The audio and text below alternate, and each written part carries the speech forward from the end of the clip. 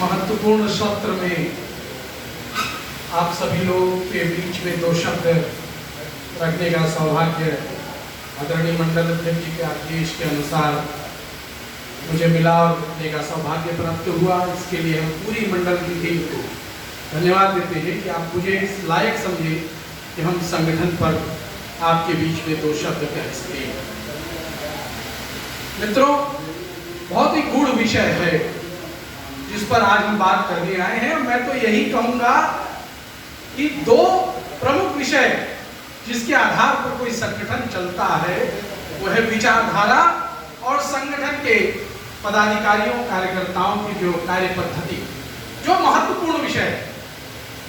और इन दोनों पर जब चर्चा की बात आवे और भारतीय जनता पार्टी की बात आवे तो फिर एक सवाल ये भी उठता है, कुछ सदस्यों के बीच में आए ये सवाल मन में पौधेगा कि जब हमारा संगठन आज पूरे विश्व का सबसे बड़ा राजनीतिक संगठन बन गया, 18 करोड़ हमारे प्राथमिक सदस्य हैं, हमारे भारतवर्ष के राष्ट्रपति, उपराष्ट्रपति, प्रधानमंत्री, लगभग 15 राज्यों के मुख्यमंत्री, तमाम ऐसे प्रमुख पदों पर जब भारतीय जनता पार्टी के कार्यकर्ता विराजमान हो तो कहा जाता है ना, मेहनत किए तो फल खाने का वक्त आया। तो जब फल खाने का वक्त आया तो प्रशिक्षण की क्या आवश्यकता? ये सवाल कुछ लोगों के मन में आएगा, आना चाहिए कि आखिर ऐसे वक्त हमें प्रशिक्षण की क्या आवश्यकता पड़े। तो मैं थोड़ा सा पीछे आपको जो जनसंघ हमारे भारतीय जनता पार्टी के पूर्व में जो संगठन हम लोग का रहा भारतीय जनसंघ, उसके स्थापना वर्ष 1951 से मैं अपनी बात को प्रारंभ करना चाहूंगा। वहां से जब जुड़ेंगे बातों को तो समझ में एक बात स्पष्ट आएगी कि आखिर प्रशिक्षण की आवश्यकता क्यों है। प्रशिक्षण की आवश्यकता इसलिए है कि जब भारतवर्ष आजाद होता है 1947 में, देश के सामने एक बहुत बड़ा प्रश्न रहता है कि आगे देश को कैसे लेकर चलना है, हमें अपने भाग्य को किस प्रकार से रचना है। इस सवाल के साथ जब देश आगे बढ़ना चाहता है तो आपने देखा होगा और पूर्व में हम सभी ने अनुभव किया, हमारे अपने बुजुर्गों से पूछिए कि उन्होंने क्या अनुभव किया। हमारे इतिहास बताते हैं कि जिन शासकों के हाथ में अंग्रेजों ने सत्ता सौंपी थी, उन लोगों ने बड़े ही चतुराई से, शब्द में चतुराई का इस्तेमाल कर रहा हूं, चतुराई से उन्होंने उस वक्त वैश्विक स्तर पे जो तमाम विचारधाराएं थी, साम्यवाद जो रूस में थी, पूंजीवाद अमेरिका में था, उस तरह की बातें और छद्म धर्मनिरपेक्षता, धर्मनिरपेक्षता के साथ सब छद्म इसलिए जोड़ा क्योंकि उसकी आड़ में धर्मों में डिस्क्रिमिनेशन किया गया, बंटवारा किया गया और लोगों में एक दूसरे का भाईचारा तोड़ने का प्रयास हुआ। वो बड़ी चतुराई से लोगों ने किया और पूरा देश उसमें फंस गया। उसकी आड़ में महाभारती करुण क्रंदन कर रही थी और देश एक विकल्प की तलाश में था। पूरा विश्व इस ढांचे से बाहर आना चाहता था, विकल्प की तलाश कर रहा था। तो सबसे पहली बात होती, यदि कोई संगठन बनाना है तो किस विचारधारा से चलना है, उस विचारधारा के आधार पर हमें कार्यकर्ता गढ़ना होता है। तो विचारधारा की कुछ बातें मैं इसमें कहूंगा, यद्यपि मेरा विषय नहीं है, परंतु अगर विचारधारा की बातों से अगर संगठन के कार्यकर्ताओं को जोड़ा नहीं गया तो बात अधूरी रह जाएगी। शायद जो भाव हम आप तक पहुंचाना चाहते हैं उसमें कोई कमी रह जाएगी। हमने उस वक्त भारतवर्ष के पंडित दीनदयाल उपाध्याय जी जो राष्ट्रीय स्वयंसेवक संघ से निकल कर आए थे, संघ ने कहा आप राजनीतिक क्षेत्र का कार्य संभालिए। पंडित दीनदयाल उपाध्याय जी ने पूरे विश्व राजनीति को ढंग से पढ़ा और उसके बाद वो एक विषय पर आकर रुक गए कि हमें एक विकल्प की राजनीति, विकल्प की विचारधारा देना पड़ेगा। विकल्प की विचारधारा देने के लिए क्या विकल्प हो, इसके लिए संकल्प लेना होगा। तो विकल्प पर जब देखा गया तो आप ऐतिहासिक तथ्य को देखिए। देश में ऐतिहासिक तथ्य को जब आप देखते हैं तो तमाम इस देश में भी छोटे छोटे राज्य थे, राज्य रजवाड़े, रियासतें थी, सबकी अपनी अपनी सीमाएं थी, सबकी अपनी अपनी भाषाएं थी, लेकिन फिर भी ये देश एक कैसे रह पाया? जबकि यूरोपियन जो सिविलाइजेशन है, यूरोपियन एम्पायर है, जो पश्चिम का जो एम्पायर था, जिसका सूरज कभी ढलता नहीं था, वहां भी आज ब्रिटेन से अलग फ्रांस हो गया, नीदरलैंड हो गया और तमाम देश उससे अलग हो गए। वो तो देखने में एक जैसे लगते थे, आप किसी में कोई फर्क नहीं कर पाएंगे एक फ्रांसीसी और एक ब्रिटेन के आदमी के बीच में, लेकिन वो एक जैसे थे, दिखते एक से थे, लेकिन वो टूट गए, अलग अलग हो गए। मगर भारतवर्ष में आप जब दीनदयाल जी ने उसे गौर से देखा, उन्होंने पाया कि एक अगर सिख को और एक केरला के निवासी के बीच में अगर आप उनको देखें तो उनके खान पान, वेशभूषा, भाषा, सब में जमीन आसमान का अंतर दिखता है। परंतु जमीन आसमान के अंतर के बावजूद भी भारत में वो एक साथ आज भी रह रहे हैं, जबकि हम 1000 वर्ष की गुलामी झेल कर आ रहे हैं। इस बात को गौर करते हुए जब दीनदयाल जी ने भारतवर्ष को समझना शुरू किया, तो उसमें से एक विचार निकल के आया, विकल्प निकल के आया कि हमको अपने सांस्कृतिक राष्ट्रवाद की भाषा के साथ चलना होगा, उस विचारधारा के साथ चलना। क्यों? क्योंकि सांस्कृतिक राष्ट्रवाद की बात आती है तो क्यों इस विकल्प को चुना?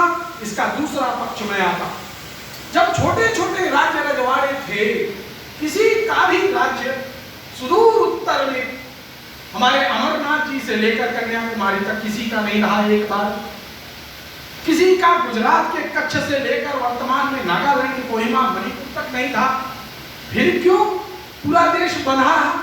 तो गौर से देखिए इस देश को, वहीं से इस विचारधारा का जो प्रस्फुटन हुआ है, जो इस विचारधारा को निकाला है पंडित दीनदयाल उपाध्याय जी ने और वीर सावरकर जी ने, सांस्कृतिक राष्ट्रवाद, वो वहीं से निकल के आता। आप गौर से देखिए, उत्तर में शिव के उपासक हैं तो आप कश्मीर में अमरनाथ, दक्षिण में रामेश्वरम। यदि आप राम के उपासक हैं तो आप अयोध्या से चलते हैं राम सेतु, उत्तर से दक्षिण कनेक्ट हो जाता। अगर शिव के उपासक हैं तो आप देखिए गुजरात में सोमनाथ का मंदिर, मल्लिकार्जुन पश्चिमी तट पे है, वही पूर्वी तट पे आसाम में शिव सागर है, मध्य में बाबा विश्वनाथ काशी में बैठे हैं। ये किस प्रकार से पूरे देश को, इस देश को ईश्वर ने गढ़ा, मानो इसकी सीमाओं को ईश्वर ने बनाया। आप देखिए 52 शक्तिपीठ, अगर उन्हें गौर से आप देखना प्रारंभ करें, पंडित दीनदयाल उपाध्याय जी ने देखा तो देखा कि अगर उत्तर में हमारी माँ वैष्णो देवी विराजमान है, तो दक्षिण में कन्याकुमारी। कन्याकुमारी कौन है? ये माता पार्वती है।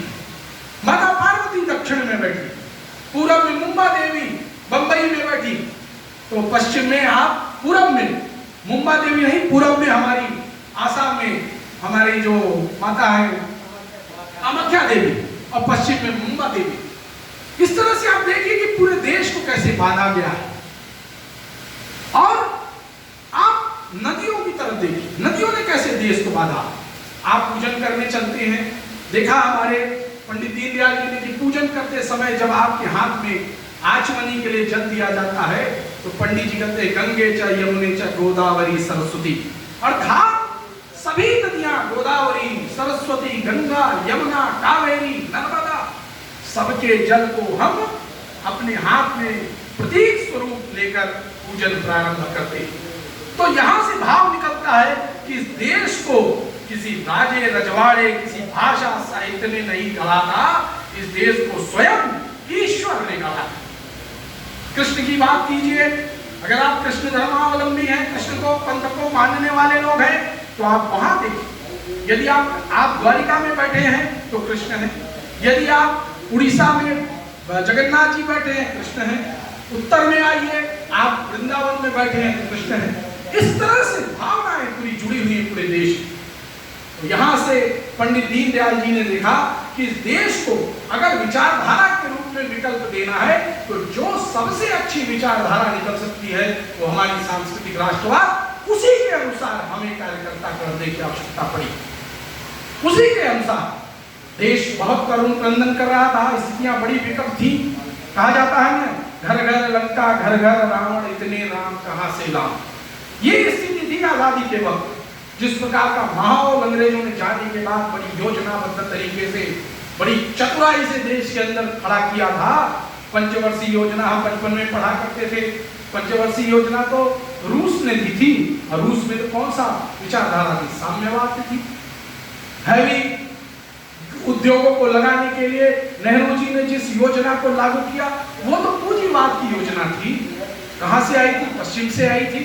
इस प्रकार से, लेकिन इस देश को चलाने के लिए, इस देश की विचारधारा के अनुसार, इस देश की सभ्यता, साहित्य, इतिहास के अनुसार हमारी विचारधारा होगी, तभी देश सही चलेगा, लंबा चलेगा, चिरकाल तक शक्तिशाली रहेगा।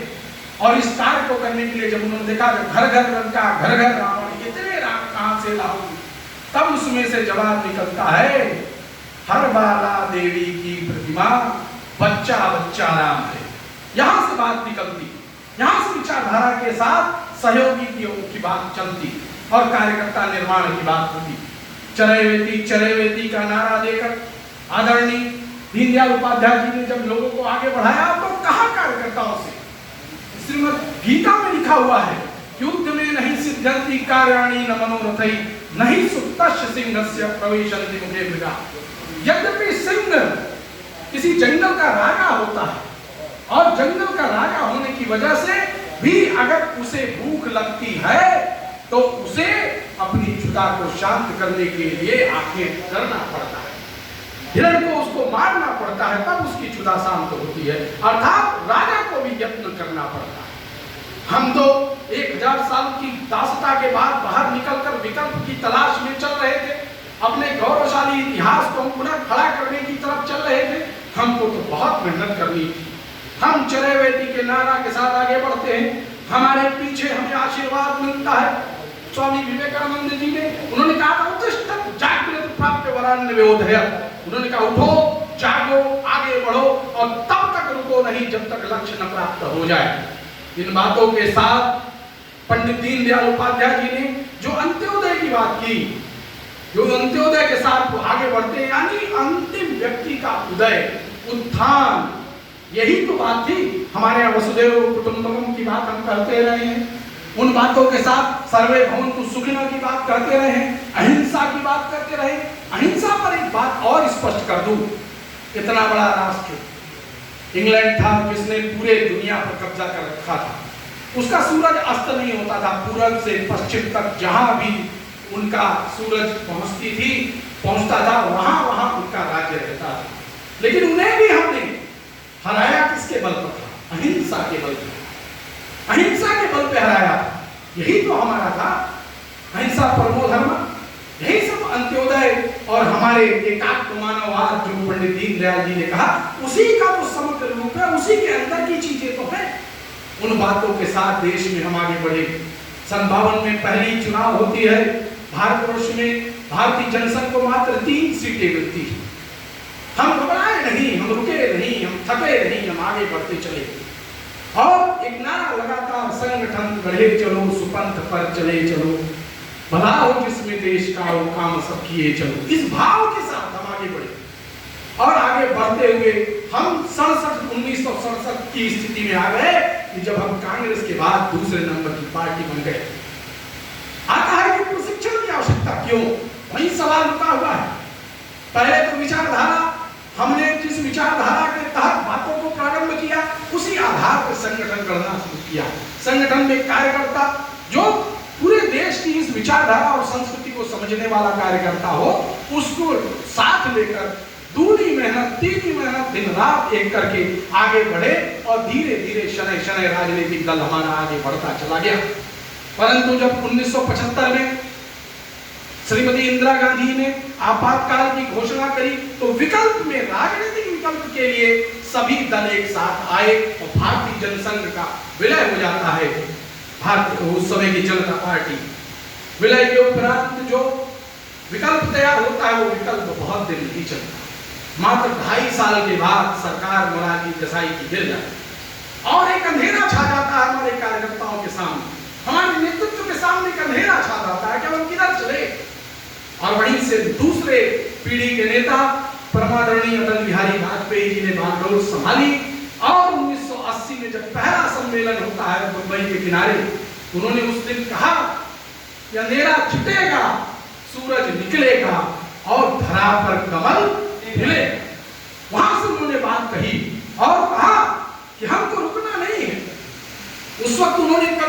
यही थी, घनी दोपहरी में अंधियारा, सूरज परछाई से हारा, आओ सब मिलकर दीप जलाएं। पुनः दीप जलाने की बात का उन्होंने कहा कि सब मिलकर पुनः दीप जलाएं। इस तरह की बातों को लेकर वो आगे बढ़ते, परंतु थकने की बात और गंभीरता की बात देखिए, सन 82-84 के बाद जो स्थिति आती है, पार्टी मात्र 2 सीटें जीती थी।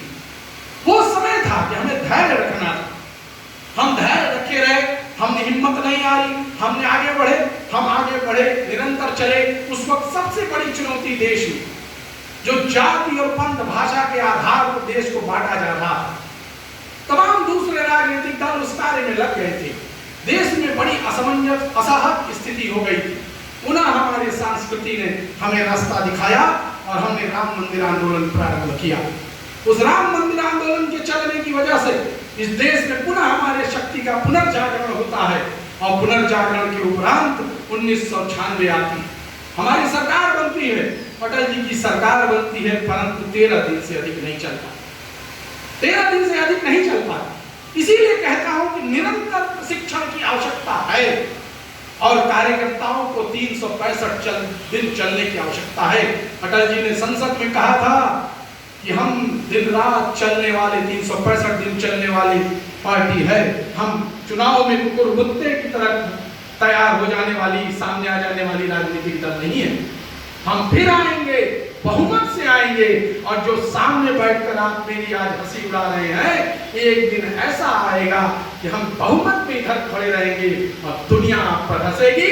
आज 2020 में स्थिति वही आप देख सकते हैं, मात्र 3 संसद सदस्यों के साथ चलने वाली पार्टी आज 350 सदस्यों पर खड़ी है और उसके साथ हमारे 18 करोड़ हमारे प्राथमिक सदस्य, राष्ट्रपति से लेकर प्रधानमंत्री, मुख्यमंत्री, हमारे मेयर, विधायक, सभी पदों पर अपनी विचारधारा के लोग आज स्थापित हो चुके हैं।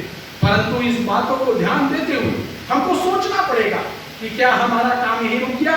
परंतु देखिए 2020 में इतनी बड़ी सफलता के बाद वो कैसे सफलता मिली, वहीं से कार्यकर्ताओं का एक और काम प्रारंभ होता है। हमें इसलिए सफलता मिली क्योंकि हमने बड़े ही योजनाबद्ध तरीके से राजनीतिक कार्य किया। हमने 5 चीजें सदैव अपने साथ रखी, कार्यकर्ता, कार्यक्रम, कार्यालय, कोष और कार्यकारिणी। इन 5 चीजों के साथ हम आगे बढ़े।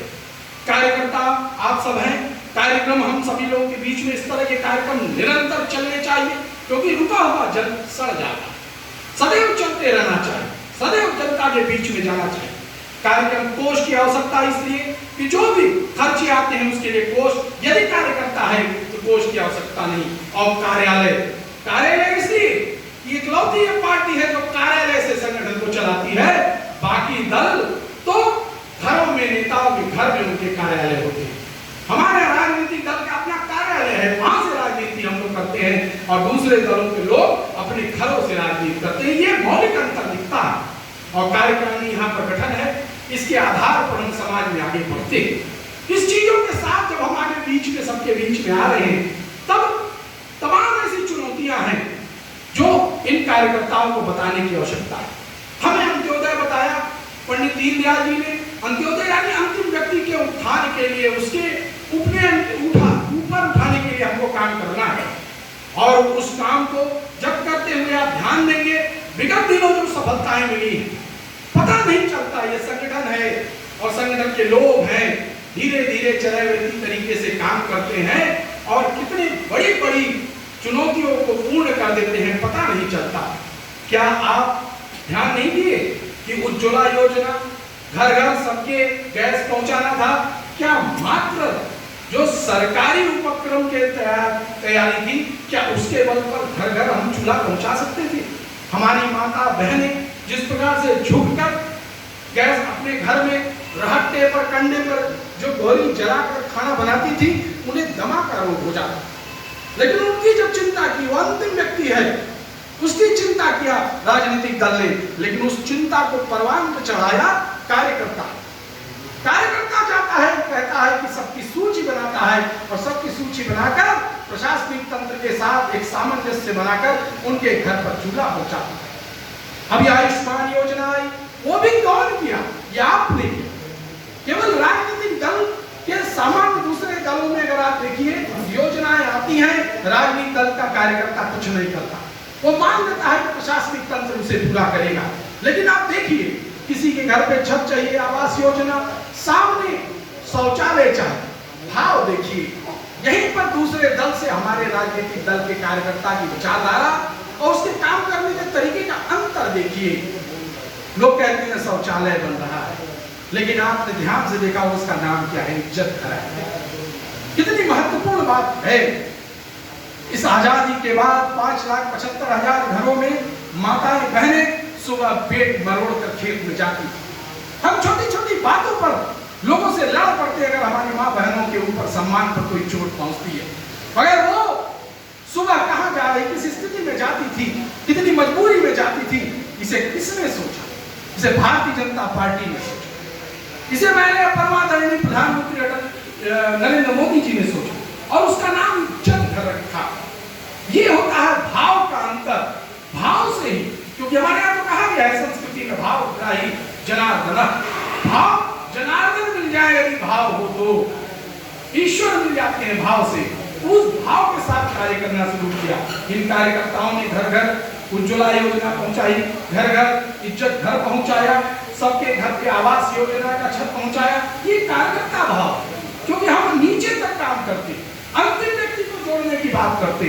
हमने जो बहनें थी उनके लिए कन्या विद्या धन दिया, जो विधवाएं थी उनके लिए वृद्धाश्रम वृद्धा पेंशन दिया, सब तरीके की चीजें हमने दिया।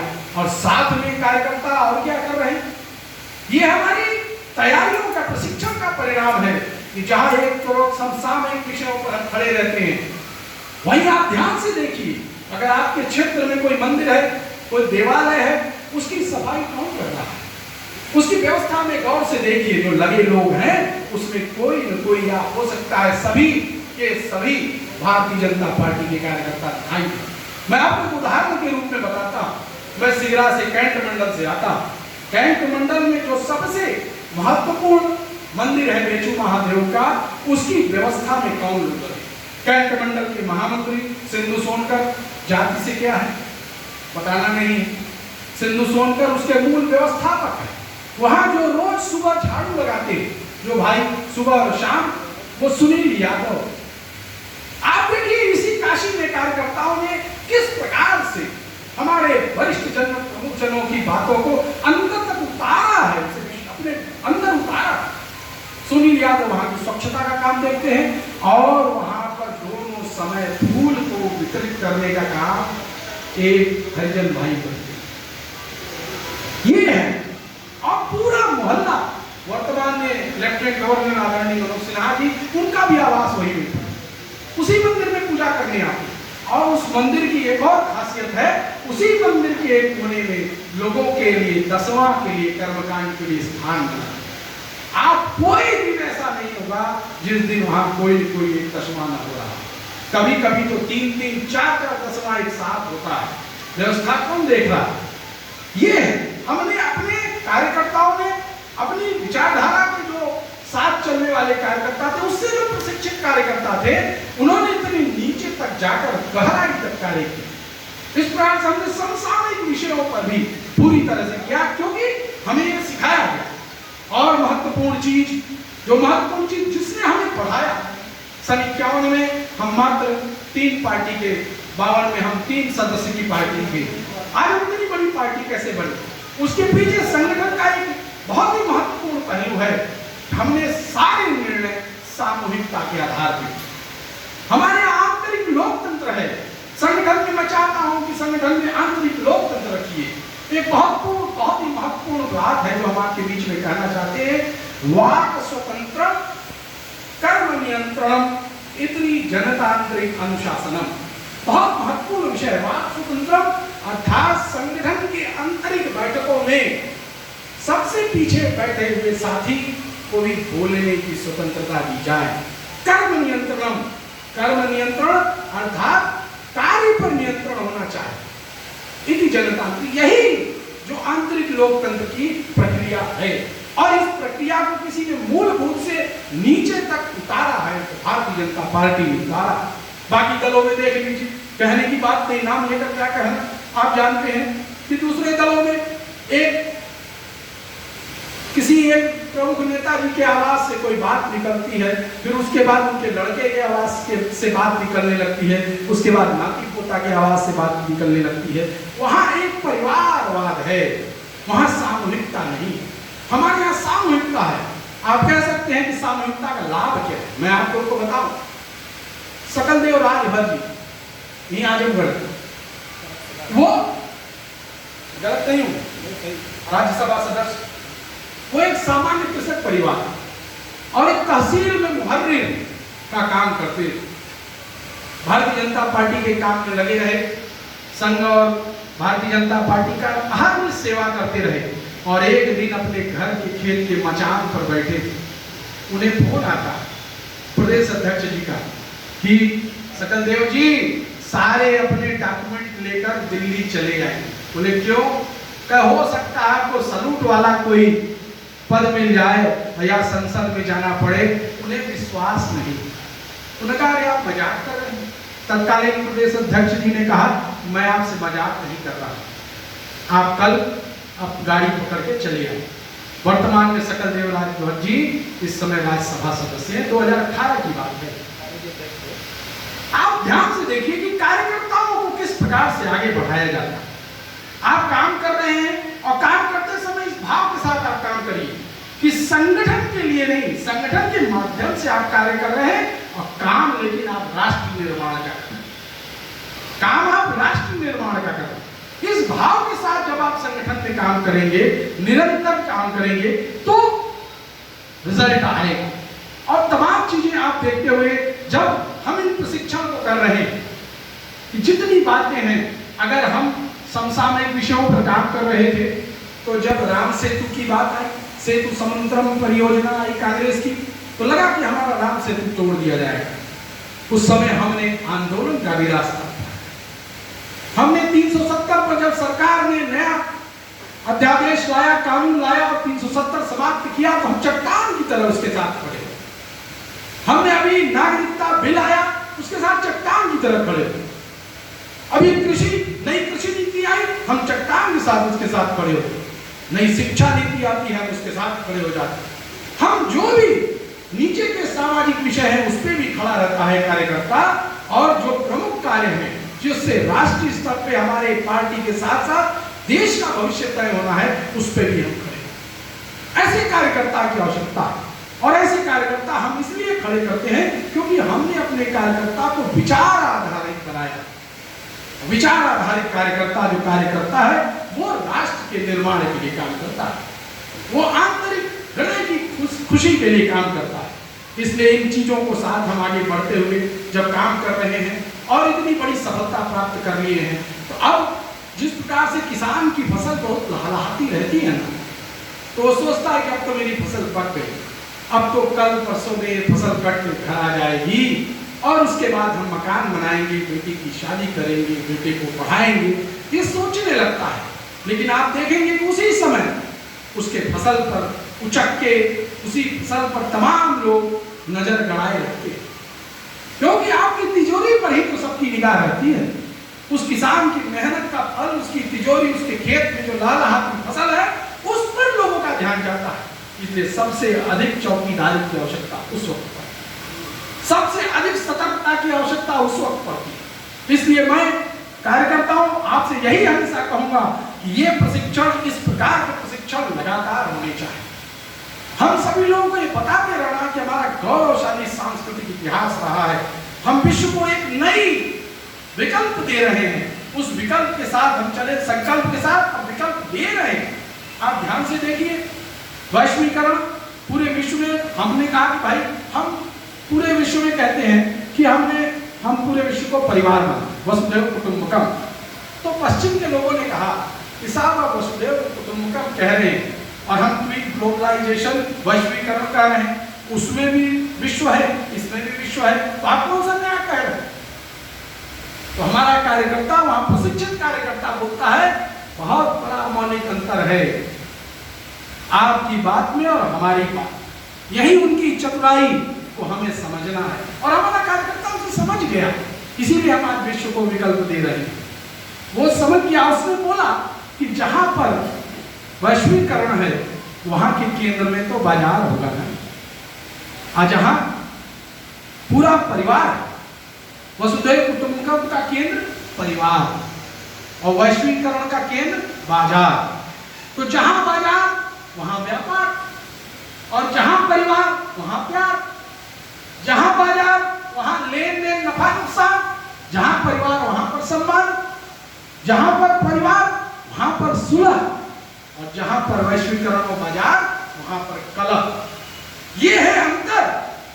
इसे समझना, कितनी चालाकी से पश्चिम के देशों ने पूरी दुनिया को फंसाने का प्रयास किया। लेकिन हमारे पास तो हमारे पुरखों ने हमें मंत्र दिया हुआ, और हम उनको मंत्रों को बीच में भूल गए थे। कालखंड में याद था, लेकिन उसे मुख्य धारा में डालकर उसके साथ एक पूरा संगठन और पूरा ढांचा खड़ा करने की आवश्यकता थी, ताकि कोई उसे छूट न पाए। क्योंकि कहा जाता है ना कि आज तक कमजोर लोगों की आवाज को कोई नहीं सुनता, जग भी नहीं सुनता दुर्बल जनों का शांति पाठ। दुर्बल जन का शांति पाठ दुनिया में कोई नहीं सुनता। इसके लिए आपको सावधान होना पड़ेगा, ऊंची ऊंचाई पर पहुंचना पड़ेगा। जब वहां से आप बोलेंगे तब दुनिया सुनेगी। अभी 2014 में परमादरणीय नरेंद्र मोदी जी भारतवर्ष के प्रधानमंत्री होते हैं। आजाद भारत में इतने प्रचंड बहुमत के साथ गैर कांग्रेसी सरकार बनती है। पूरी दुनिया ने हमारी धमक देखी। उस समय हमारे 12 करोड़ सदस्य थे। पूरी दुनिया ने जब देखा तो ज्यादा नहीं, मई में सरकार बनती है, और सितंबर में आदरणीय नरेंद्र मोदी जी जब यूएनओ में जाते हैं, संयुक्त राष्ट्र संघ में, तो उन्होंने एक छोटा सा प्रस्ताव बोला कि मैं चाहता हूं कि पूरी दुनिया 21 जून को योग दिवस मनाए। एक छोटा सा प्रस्ताव दिया, और आप सबके लिए गौरव की बात है कि हमारे प्रस्ताव पर संयुक्त राष्ट्र संघ में कुल 193 सदस्य हैं। एक भारतवर्ष जिसने प्रस्ताव दिया, बचे 192 देश। 192 देशों पर जब प्रस्ताव जाता है, उसमें से एक साथ 177 देशों ने हमारे प्रस्ताव के सह प्रस्तावक बनते हैं, को स्पॉन्सर बनते हैं। ये हमारे लिए महत्वपूर्ण है। और संयुक्त राष्ट्र संघ के उस इतिहास में स्वर्णाक्षरों से लिखा गया कि पहली बार कोई प्रस्ताव मात्र 2.5 महीने अर्थात 75 दिन के अंदर निर्विरोध पारित हुआ है। जिस दिन पारित होना था उस दिन 192 देशों ने सहयोग किया, और हमारे देश में योग अगले वर्ष से अंतर्राष्ट्रीय योग दिवस के रूप में 21 जून को मनाया जाने लगा। कहने का तात्पर्य है कि जब पुरुषार्थ बलशाली आप होते हैं, ऊंचाई पर पहुंचते हैं, प्लेटफॉर्म पर पहुंचते हैं, आपके साथ शक्ति होती है, तब दुनिया सुनती है। ये दुनिया का सूत्र है। इसलिए भारतीय जनता पार्टी के कार्यकर्ताओं के कंधे पर मात्र आपके मंडल का कार्य नहीं है।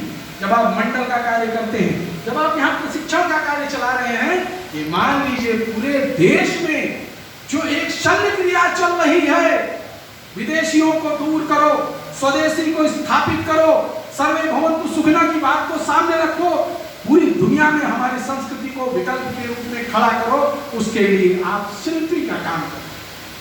आप उसके लिए शिल्पी का काम कर रहे हैं, कोई सामान्य काम आप नहीं कर रहे। इसलिए ये मत समझना कि एक सत्र था और चले और कुछ बातें हुई, ताली बजाया, घर चले ना, ऐसी बात नहीं। और ना ऐसी बात आपने कभी की।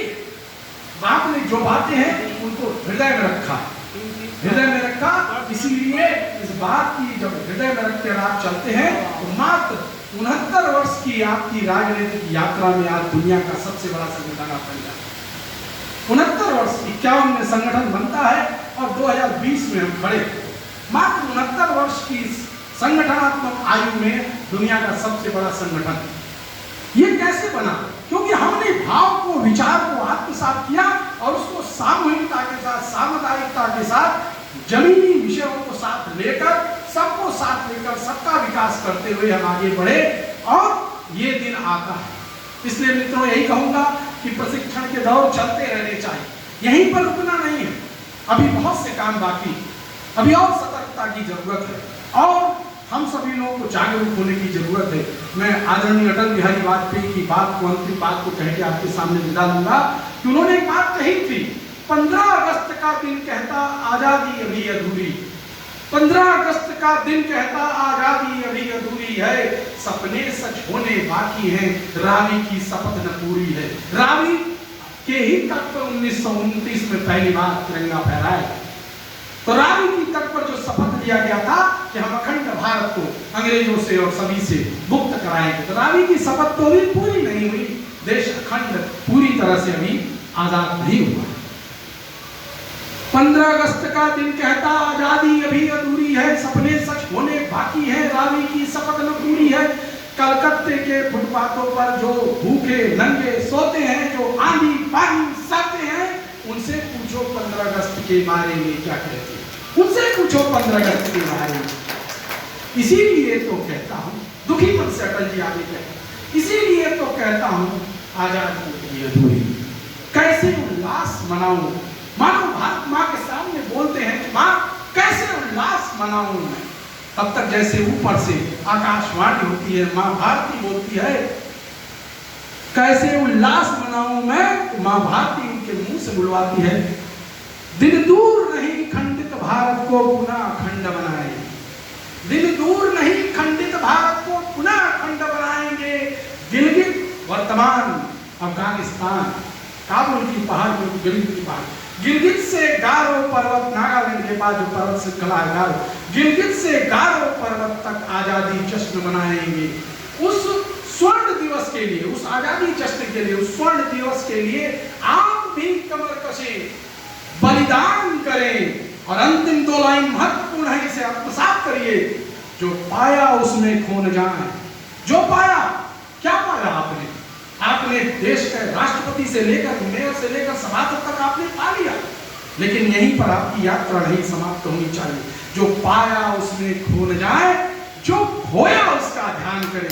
खोया है हमने बहुत कुछ, अब तो विश्व गुरु बनना है, हम उस रास्ते पे चलना है, उसका ध्यान करें। बस इन्हीं बातों के साथ अपनी बात को समाप्त करूंगा।